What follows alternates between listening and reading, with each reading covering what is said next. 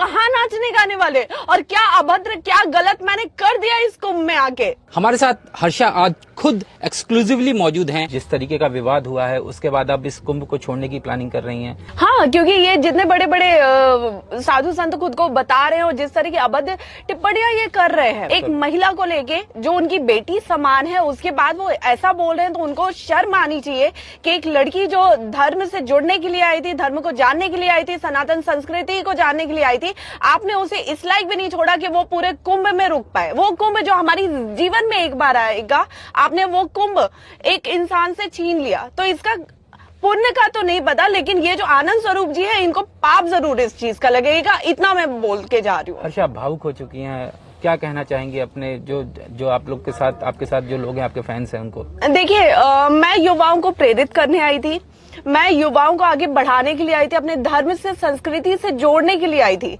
लेकिन यहाँ कुछ लोगों ने मुझे ही धर्म से जोड़ने का मौका नहीं दिया, संस्कृति में रमने का मौका नहीं दिया। तो जब मुझसे ही आपने वो मौका छीन लिया, तो कहीं ना कहीं आपने पूरे युवाओं से ये मौका छीना है। कहीं ना कहीं आपने पूरे युवाओं को अपने धर्म और संस्कृति से दूर रहने का वो कर दिया है कि जो अगर पाश्चात्य में कभी था तो उसे कोई हक नहीं है कि वो अब धर्म की बात करे। क्यों? किसने दिया आपको ये हक? अगर आप मॉडल हैं, नाचने गाने वाले, कहाँ नाचने गाने वाले, और क्या अभद्र क्या गलत मैंने कर दिया इस कुंभ में आके। हम एक मॉडल से बात कर रहे हैं, एक संत से बात कर रहे हैं, या एक सोशल मीडिया इन्फ्लुएंसर से बात कर रहे हैं? संत अपने आप में बहुत बड़ी पदवी है, तो प्लीज आप मुझे ये टैग बिल्कुल मत दीजिए, मैं अभी उसके लायक नहीं हूँ।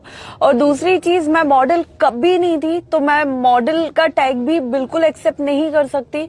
मैं एक साधारण सी शिष्या हूँ जो अपने गुरुदेव के सानिध्य में महाकुंभ को जानने के लिए, महसूस करने के लिए, समझने के लिए इस महाकुंभ में तीर्थराज प्रयाग में आई है। जिस तरीके से संगम जाने को लेकर वे एक विवाद हुआ कि आपने शाही स्नान में जो है वहाँ किया, उस पर क्या कहना है आपका? तो मेरी शाही सवारी में बैठने की, जिस पे काफी विवाद मैं सुन रही हूँ, देख रही हूँ कि हो रहे हैं, वो विवाद का कोई मुद्दा था ही नहीं, क्योंकि उसमें केवल मैं नहीं बैठी थी, केवल मैंने भगवा शॉल नहीं ओढ़ा था। तो और सबसे बड़ी बात कि अगर हिंदू होने के नाते, सनातनी होने के नाते हमने भगवा शॉल ओढ़ा हुआ है, तो ये भी गर्व की बात है। जितने भी शाही सवारियां निकल रही थी अलग अलग अखाड़ों की, आश्रमों की, उन सब में गृहस्थ लोग बैठे हुए थे, भक्त बैठे हुए थे अपने गुरु के साथ, तो ये कोई विवाद का मुद्दा था ही नहीं। मन में किसी तरीके का कष्ट आ रहा है आपको?